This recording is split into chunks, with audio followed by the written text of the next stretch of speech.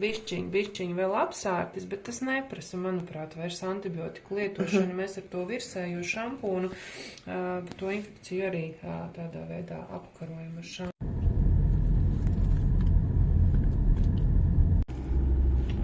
Viss, braucam mājās, žuļika.